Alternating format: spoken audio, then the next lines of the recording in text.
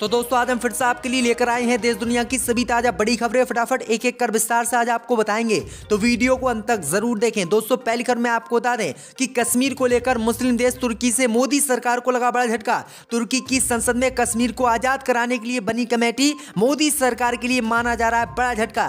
वहीं आपको बताएंगे दोस्तों की बागेश्वर धाम के बाबा धीरेन्द्र शास्त्री को मिली जान से मारने की धमकी। परिवार से युवक बोला 13वीं की कर लो बाबा की तैयारी। वहीं आपको बताएंगे दोस्तों कि सोमनाथ मंदिर में लड़कियों के साथ होता था गलत काम, इसलिए गजनबी ने तोड़ा था मंदिर, बोले मौलाना साजिद रशीदी। वहीं आपको बताएंगे दोस्तों कि शाहरुख खान ने पठान रिलीज से पहले ही बनाया तगड़ा रिकॉर्ड। अब तक 100 देशों में रिलीज होने वाली पहली फिल्म बनी भारत की पठान, अन्य भक्तों के लिए बड़ा झटका। वहीं आपको बताएंगे दोस्तों कि यूपी में घर से बुलाकर खेत में मुस्लिम युवक को पुलिस ने मारा, बनाया गौ हत्या का फर्जी मामला, अब हुआ खुलासा, तो 12 पुलिसकर्मी हुए गिरफ्तार। वहीं आपको बताएंगे दोस्तों कि अंतर्राष्ट्रीय हिंदू परिषद के नेता प्रवीण तोगड़िया ने ओवैसी को बताया बीजेपी का मार्केटिंग मैनेजर, लव जिहाद पर कानून बनाने की मोदी सरकार से की मांग। तो दोस्तों सभी खबरों को आपको एक एक कर बताने वाले हैं, वीडियो को लाइक कर चैनल को सब्सक्राइब कर दें। इसी बीच पर तो दोस्तों अगली खबर की ओर, तो कश्मीर को लेकर मुस्लिम देश तुर्की से मोदी सरकार को लगा बड़ा झटका। तुर्की की संसद में कश्मीर को आजाद कराने के लिए बनी कमेटी भारत के लिए बड़ा झटका।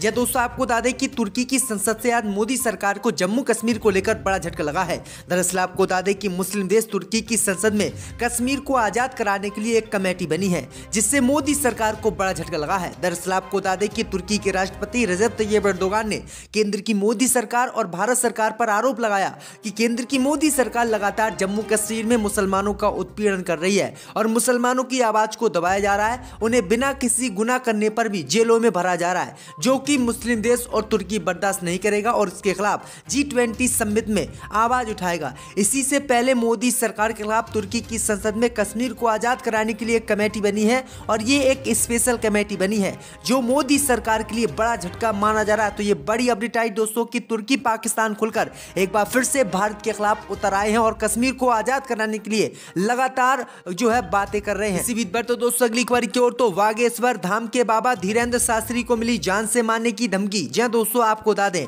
कि विवादों और सुर्खियों में चल रहे बागेश्वर धाम के बाबा धीरेन्द्र शास्त्री को जान से मारने की धमकी दी गई है। धीरेन्द्र शास्त्री के चचेरे भाई लोकेश गर्ग के फोन पर यह धमकी दी गई है, जिसके बाद छतरपुर थाने में FIR दर्ज कर ली गई है। पुलिस ने शिकायत दर्ज करके आरोपी की तलाश शुरू कर दी है। फोन पर धमकी देने वाले शख्स ने अपना नाम अमर सिंह बताया है। उसने फोन करके धीरेन्द्र शास्त्री की 13वीं की तैयारी करने के लिए परिवार को कहा है। वहीं आपको बता दें कि लोकेश ने कहा है कि फोन करने वाले शख्स ने फोन काटने से पहले अपना नाम अमर सिंह बताया। पुलिस ने IPC की धारा 506 और 507 के तहत केस दर्ज कर लिया है। दरअसल आपको बता दें कि इस समय बागेश्वर धाम के बाबा धीरेन्द्र शास्त्री पर अंधविश्वास फैलाने का आरोप लग रहा है और जो जादूगर हैं भारत के, उन्होंने धीरेन्द्र शास्त्री की पोल खोल दी, जिसके बाद ये बाबा बौखलाए हुए हैं और भारत को हिंदू राष्ट्र बनाने की मांग भी अब करने लगे हैं। तो ये बड़ी अपडेट आई दोस्तों कि बाबा बुरी तरह से फंस गए हैं। इसी बीच पर तो दोस्तों अगली खबर की ओर, तो शाहरुख खान ने पठान रिलीज से पहले बनाया तगड़ा रिकॉर्ड। 100 देशों में रिलीज होने वाली पहली फिल्म बनी पठान। जी दोस्तों आपको बता दें कि शाहरुख खान ने काफी पहले ही इस बात का खुलासा किया था कि वो अब किसी तरह की गलती करने के मूड में नहीं है। यही कारण है कि काफी मेहनत करने के बाद वो कई साल के बाद फिल्म पठान से वापसी कर रहे हैं। इसी कारण कई ऐसी खबरें आती रही हैं जो कि फैंस को काफी प्रभावित करने वाली रही हैं। अब जो खबर सामने आ रही है वो आपको हिला देगी। जी हाँ, फिल्म पठान 50 नहीं 80 नहीं बल्कि 100 से ज्यादा देशों में रिलीज होने वाली फिल्म है। दरअसल आपको बता दें कि बॉलीवुड में अभी तक जितने भी फिल्में बनी हैं वो सिर्फ 50 देशों 70 देशों में रिलीज हुई हैं, लेकिन शाहरुख खान की पठान पहली फिल्म है जो 100 देशों में रिलीज हो रही है और 100 देशों में रिलीज होकर शाहरुख खान की पठान ने दुनिया में अपना तगड़ा रिकॉर्ड बना दिया है और शाहरुख खान विश्व के सबसे बड़े सुपरस्टार बन गए हैं। और शाहरुख खान की फिल्म की एडवांस बुकिंग भी बहुत अच्छी चल रही है।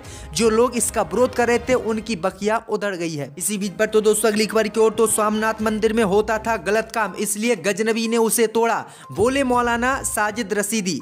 जय दोस्तों आपको बता दें कि ऑल इंडिया इमाम एसोसिएशन के अध्यक्ष और मुस्लिम धर्म गुरु मौलाना मोहम्मद साजिद रशीदी अक्सर अपने बयानों को लेकर चर्चा में रहते हैं। उन्होंने हाल ही में सोमनाथ मंदिर को लेकर बयान दिया। उन्होंने सोमनाथ मंदिर को लेकर कहा कि महमूद गजनबी ने मंदिर तोड़कर गलत नहीं किया, क्योंकि इस मंदिर में गलत काम होता था। मौलाना मोहम्मद साजिद रशीदी के इस बयान पर अब हिंदूवादी संगठन भड़क गए हैं और उन्होंने इनके खिलाफ केस दर्ज करके जेल में डालने की मांग की है। दरअसल आपको बता दें कि मौलाना साजिद रशीदी ने इतिहास पर सवाल उठाते हुए कहा था कि महमूद गजनबी ने मंदिर तोड़कर सोमनाथ का कुछ गलत नहीं किया था। ऐसा इसलिए उन्होंने किया था क्योंकि उन्हें जानकारी मिली थी कि आस्था के नाम पर यहाँ पर खिलवाड़ किया जा रहा है और वहाँ पर लड़कियों को गायब कर दिया जाता था, उनका रेप किया जाता, इसीलिए सोमनाथ मंदिर को गजनबी ने तोड़ा था। तो ये बड़ी अपडेट आ रही दोस्तों। इसी बीच पर तो दोस्तों अगली खबर की ओर तो विश्व हिंदू परिषद के नेता प्रवीण तोगाड़िया ने ओवैसी को बताया बीजेपी का मार्केटिंग मैनेजर, लव जिहाद कानून बनाने की मांग की। जब दोस्तों आपको बता दें कि हरियाणा के सोनीपत पहुंचे अंतर्राष्ट्रीय हिंदू परिषद के अध्यक्ष और संस्थापक प्रवीण तोगाड़िया ने एक बार फिर से भारतीय जनता पार्टी के खिलाफ निशाना साधा। मीडिया से बात करते हुए उन्होंने असदुद्दीन ओवैसी को बीजेपी का मार्केटिंग मैनेजर बता डाला। तोगाड़िया ने कहा कि इसके लिए ओवैसी पैसे लेते हैं, लेकिन वह मुसलमानों के नहीं, भारतीय जनता पार्टी के लिए मार्केटिंग मैनेजर है। तोगाड़िया ने लव जिहाद के बढ़ते हुए मामलों को देखते हुए सरकार से एंटी लव जिहाद कानून बनाने की मांग की है। तो ये बड़ी अपडेट आ रही दोस्तों कि असदुद्दीन ओवैसी को एक बार फिर से बीजेपी से हिंदूवादी संगठनों के नेताओं ने जोड़ा है। इससे पहले जो विपक्षी पार्टियां हैं बीजेपी के, कांग्रेस, अन्य दल, वो लगातार ओवैसी को बीजेपी की वी टीम बताते रहे। इसी पर तो दोस्तों अगली खबर की ओर तो घर से बुलाकर खेत में किसान को मारा, बनाया गौ हत्या का मामला। अब 12 पुलिसकर्मियों पर हुई एफआईआर। जब दोस्तों आपको बता दें कि उत्तर प्रदेश के सहारनपुर जिले में 12 पुलिसकर्मियों के खिलाफ एफआईआर दर्ज की गई है। इन पुलिसकर्मियों में 3 सब इंस्पेक्टर शामिल हैं। इन सभी पर एक 50 वर्षीय किसान की हत्या का आरोप है। मृतक पर पुलिस ने गौ हत्या का आरोप लगाया था। मृतक की पत्नी ने इंडिया एक्सप्रेस से बातचीत में कहा कि वो सभी आरोपियों की गिरफ्तारी तक चैन से नहीं बैठेंगी।